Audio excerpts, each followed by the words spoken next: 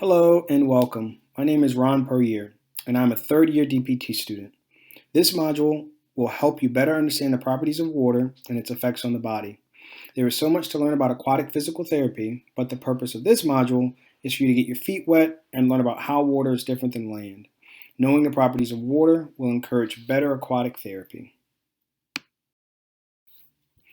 I want to give a shout out to my school, Mary Baldwin University's Murphy-Deming College of Health Sciences, located in Fishersville, Virginia, which is in the heart of the Shenandoah Valley. The Blue Ridge Mountains offer some of the prettiest views I've ever seen. And if you've never visited the area, I highly recommend you consider doing so. I recently ran in the 2019 Boston Marathon, and here's a picture showing me at the event. By the way, I did part of my training in the Augusta Health Pool because of an injury, and the video on the next slide shows that training. I needed to keep up my conditioning but avoid the impact of running. Here I am doing some pool training.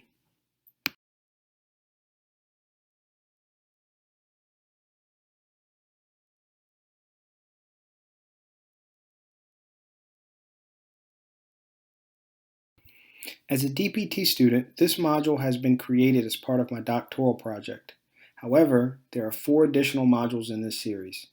The series is designed to educate DPT students about aquatic physical therapy.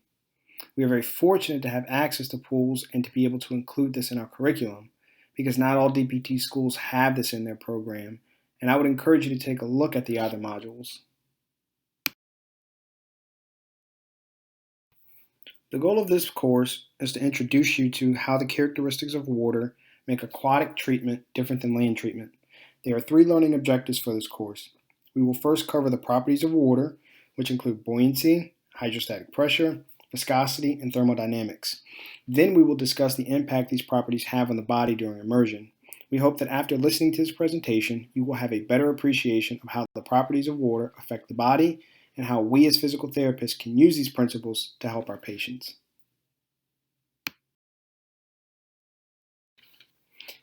PT in the water is not just land exercise converted to the pool. A skilled aquatic therapist knows and feels the uniqueness of water versus land. Exercise and manual body work provided in water is based upon the characteristics of the water and the effects of immersion. To use the water correctly for intervention, the PT must understand the water and know how to physically use the water. The body reacts differently in the water than on land. For instance, buoyancy and water depth can significantly alter weight-bearing forces. Immersion in water alters systems, and the PT must be aware of the changes so as to provide treatment appropriately. For instance, immersion to neck-deep water increases cardiac output.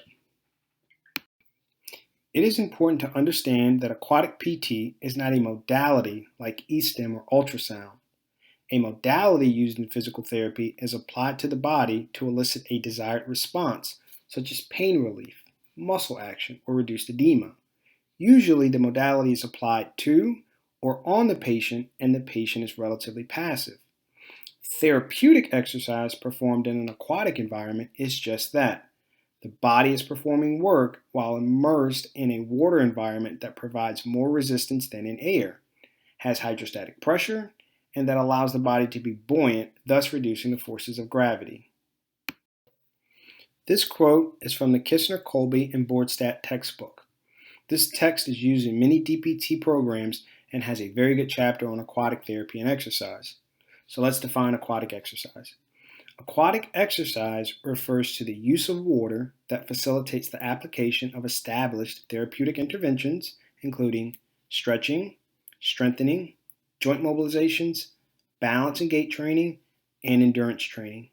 I really like this definition because each of the therapeutic interventions listed are traditionally associated with land-based exercise. However, these interventions can also be performed in water. This image was also taken from the Kistner, Colby, and Bordstat textbook. This is a partial list of the goals and indications for aquatic therapy. Some of these goals include facilitating weight-bearing activities, initiating a resistance training program, facilitating cardiovascular exercise, and practicing functional activity. Please take a moment to review the list above.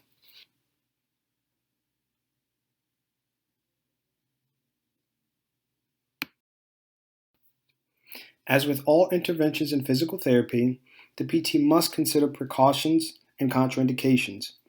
As listed on this slide, contraindications are intended to protect the patient, therapist, and other pool users from infection or major safety problems. For instance, open wounds should be carefully covered with an occlusive dressing. Another example is not exposing a patient with severe pulmonary or cardiac problems to immersion.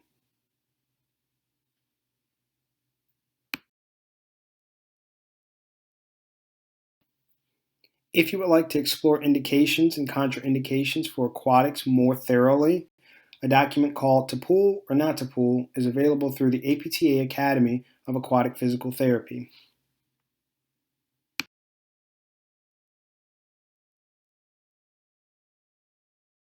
Safety is always an important consideration. Hopefully, the pool where you work will have a safety program and emergency procedures you are familiar with. Water and air quality should be monitored by the aquatic PT. Pool decks and locker rooms are slippery and create a fall hazard. Keep the pool deck clear of equipment. Always make sure pool lifts are working properly, and always know the emergency plan for your pool. Before we talk about the effects that water has on the body, let's first talk about the properties of water. The four properties we will discuss are buoyancy, hydrostatic pressure, viscosity, and thermodynamics. How do these properties benefit a patient? As an example, in the photo, the woman is able to walk in the water because the water is relatively warm, she's buoyant, the viscosity of the water gives her support and resistance, and the hydrostatic pressure is good for her cardiovascular system.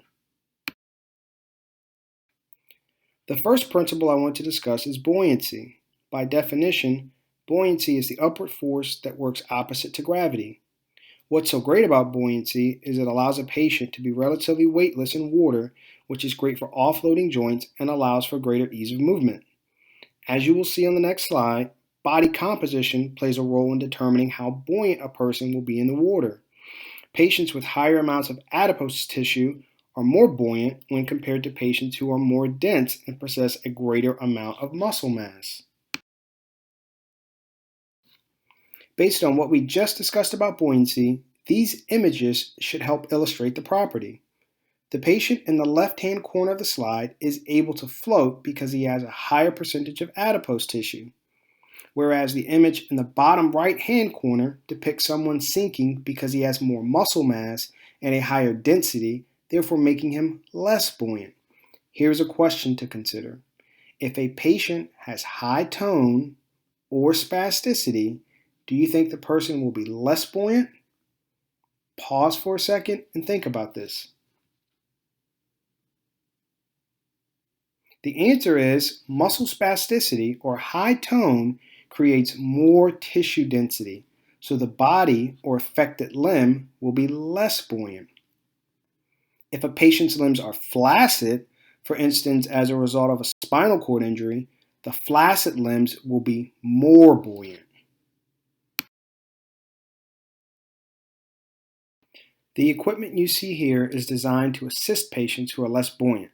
However, the same equipment can be used as a form of resistance during therapeutic exercise. Here, I demonstrate with assistance from my fellow student Alex the effect of buoyancy on my body. My body type is lean and muscular. For the record, muscle is more dense than fat. So when Alex removes a noodle that is keeping me afloat, my lower body will sink.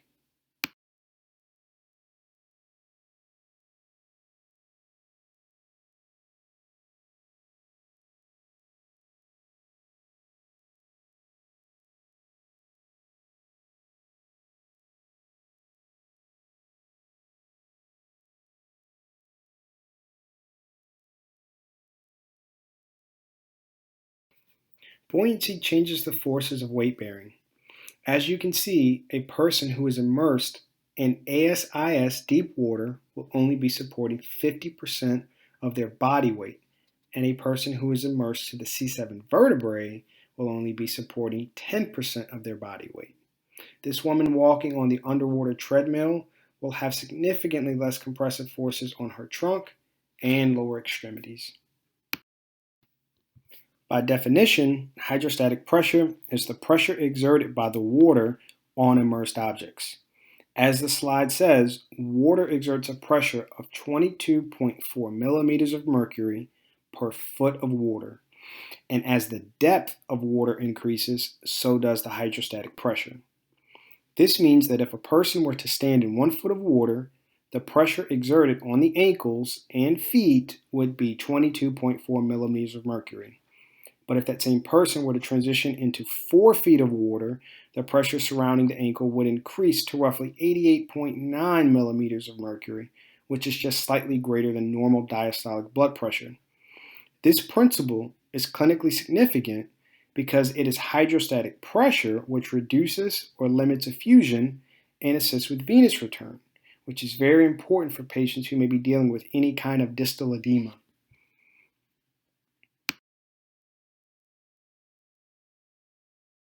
This picture illustrates how hydrostatic pressure changes as the depth of water increases. The white arrows located on the image on the right increase in size to depict an increase in hydrostatic pressure as the depth of water increases, while the image on the left depicts how hydrostatic pressure is three-dimensional in nature. Hydrostatic pressure is clinically significant because it facilitates edema reduction. Water retention can be very common during injuries and even pregnancy, but the effects of hydrostatic pressure in water immersion can help reduce edema. In an article by Hartman et al., the researchers were able to demonstrate how one session of water immersion significantly reduced edema in 9 women with uncomplicated pregnancies. Therefore, water immersion and pool exercise should always be considered when treating a patient who presents with edema. By definition, viscosity is the friction which occurs between molecules of water to create resistance. If you or I were to stand in chest-deep water and begin to abduct or adduct our arms, the resistance we would feel is created by viscosity. If we were to increase the speed of our arm movement, the resistance would increase, and if we were to decrease our arm movement, the resistance would decrease. So what is the clinical significance of viscosity? Well, given the natural resistive property of water, training programs can be created to increase power, strength, and even VO2 max for patients, all while decreasing the demand placed on their joints. Now we are going to watch a video where Alex will demonstrate how viscosity works. You can try this the next time you're in a pool. First, he moves his fisted hand through the water. His fist does not have much surface area, and he is moving slow, so he won't experience much resistance. Then he opens his hand to increase the surface area. The viscosity of the water is creating resistance, which is greater because the surface area has increased.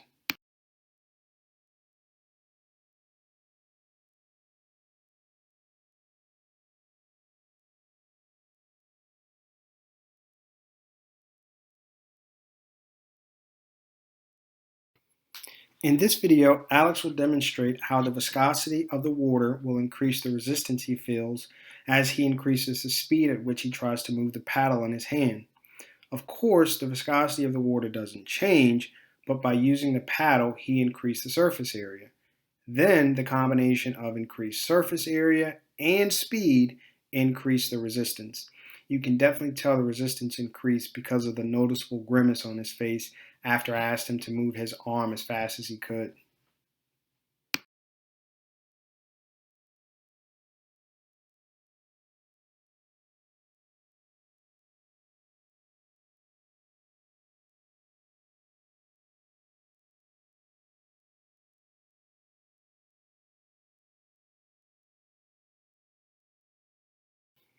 Thermodynamics deals with water temperature. Due to water's molecular structure, it has a high capacity to retain heat, maintain constant temperature, and to transfer heat energy. This means that when a person is submerged in cold water or warm water, the body will adapt to the water temperature rather than vice versa. If exercise is low intensity or treatment is passive, it is best to use warm water, roughly 92 to 94 degrees Fahrenheit. For higher intensity exercise or swimming, cooler water temperature is best. The benefits of warmer water include a decrease in pain, an increase in soft tissue extensibility, decreased spasticity, and relaxation.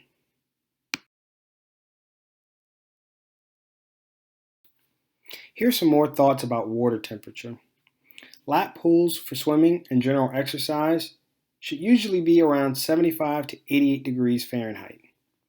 Cooler water helps dissipate body heat created by vigorous exercise. Cooler water can also cause vasoconstriction and over time may begin to lower core temperature. Patients with multiple sclerosis benefit from exercising in cooler water, while patients with high tone or spasticity become more rigid in cooler water. Now that you have a better understanding of the properties of water, we will discuss how water affects the 6 physiological systems listed on the slide. For a thorough discussion, we recommend reading the textbook by Becker and Cole cited in the slide.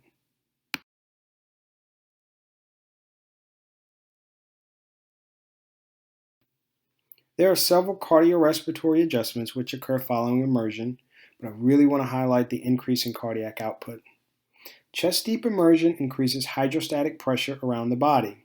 Central blood volume increases, venous return and ventricular filling increase, ventricular contraction increases, thereby increasing stroke volume. Thus, immersion causes an increase in cardiac output. In thermal neutral water, a patient standing quietly in chest deep water may experience a 30% increase in cardiac output.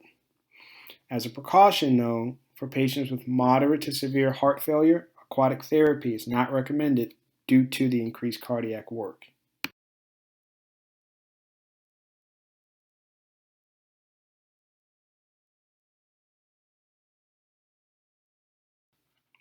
Besides an increase in cardiac output with immersion, there are also vascular changes which occur.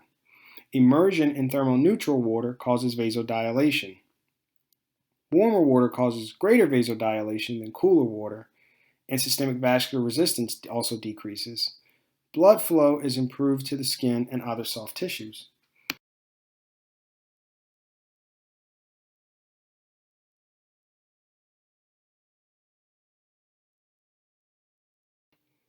Given what you just learned about cardiac output and vascular changes, now let's talk about what happens in the muscle.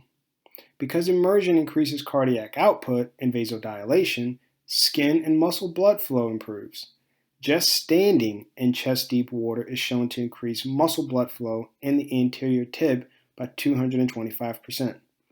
For injured muscle tissue, better circulation provides needed oxygen and better healing. This combined with increased hydrostatic pressure can reduce joint effusion and encourage edema reduction.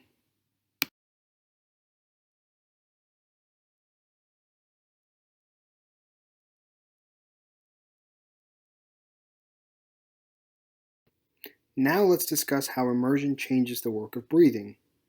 The total work of breathing at rest increases by 60% during immersion to the neck. Most of the increased work occurs during inspiration and requires both primary and accessory muscles of respiration. For a patient with respiratory muscle weakness, neck depth immersion increases respiratory muscular strength and endurance if the time spent in aquatic conditioning is of sufficient intensity and duration.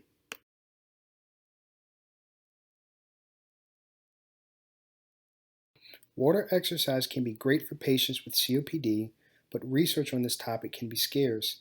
In a 2012 article titled Water-Based Exercise is Beneficial for Patients with COPD, the researchers sought to compare the benefits of floor-based exercise to aquatic exercise. What the researchers found was those who participated in aquatic exercise showed comparable improvements in pulmonary function, respiratory muscle strength, and overall physical capacity when compared to participants who performed floor exercise. Because of the similar gains seen in both aquatic and land exercise, researchers concluded that aquatic exercise would be more favorable due to its low impact nature. Another article I found by Wu W. et al. Set out to compare the benefits of land and water-based exercise to determine which form would be most beneficial in improving pulmonary function and respiratory muscle strength in patients with COPD. The results of this study also demonstrated that water-based exercise can significantly improve respiratory muscle strength, muscle endurance, and upper and lower body muscle strength in patients with COPD. Both of these studies demonstrate the benefits of water-based exercise and how comparable the benefits are to land-based exercise. Therefore, aquatic exercise should always be considered when determining rehabilitation options for patients with COPD. To ensure patients with COPD still have access to the supplemental oxygen while exercising, placing their oxygen tank on a flotation device is a great solution. The image in the top left-hand corner illustrates this. How does water immersion affect the kidneys? Immersion in neck-deep water is equivalent to adding 2 liters of extracellular fluid to one's body. The body can only hold and process a certain amount of fluid before it is excreted through urination, so urinary output increases immediately upon immersion. However, this can lead to dehydration. Therefore, it is important to ensure that both you as a therapist and your patient are well hydrated before, during, and after an aquatic therapy session. The effect of water immersion on bone mineral is best examined in the context of Wolff's Law, which basically says that bone responds physiologically to the stresses placed upon it.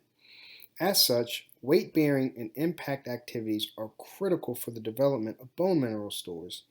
Hopefully you understand at this point that land-based exercise will most certainly increase bone density, but did you know that high-impact activities in water has also been shown to increase bone density? In an article written by Tovin et al., the researchers concluded that bone mineral density can be improved by performing high-impact activities like plyometrics in the pool. This is great news for patients who are unable to handle land-based high-impact activities. Immersion in thermal-neutral water impacts the nervous system primarily by suppressing or inhibiting the sympathetic nervous system. This can lead to relaxation and a slowed heart rate, which is then controlled by the parasympathetic nervous system. Additionally, immersion in water can diminish pain perception via sensory overload by affecting skin sensory nerve endings, including temperature, touch, and pressure receptors located on the body parts immersed in water. This slide provides a great example of a Watsu water technique that promotes relaxation and increases the parasympathetic response of the body. In summary, we discussed the physical properties of water, which included buoyancy, hydrostatic pressure, viscosity, and thermodynamics. We also discussed the clinical significance of the physical properties of water and how to apply those properties given a patient case. Lastly, we covered some of the physiological changes which occur in the systems of the body during immersion. The ACSM guidelines provide exercise parameters a therapist should follow when prescribing exercise for patients. The guidelines are designed for health professionals who conduct exercise testing and implement exercise programs. It is important to note that the ACSM guidelines are the same in the water as they would be on land. This is important because the correct dose of exercise is key when trying to achieve the physiological benefits associated with exercise. I would like to thank Alex Crabtree and Dr. Bess Maxwell for their contributions to this learning module. They were both integral in compiling much of the information I provided. I would like to also thank Augusta Health for allowing us to utilize their facilities. I hope you enjoy this module, and I wish you the best as you continue your journey to becoming a physical therapist. This module was developed as part of our doctoral project and partial fulfillment of the requirements for our clinical doctorate in physical therapy. I would like to thank Augusta Health Fitness for the use of their pools during our coursework and during the development of this module. Thank you. Have a great day.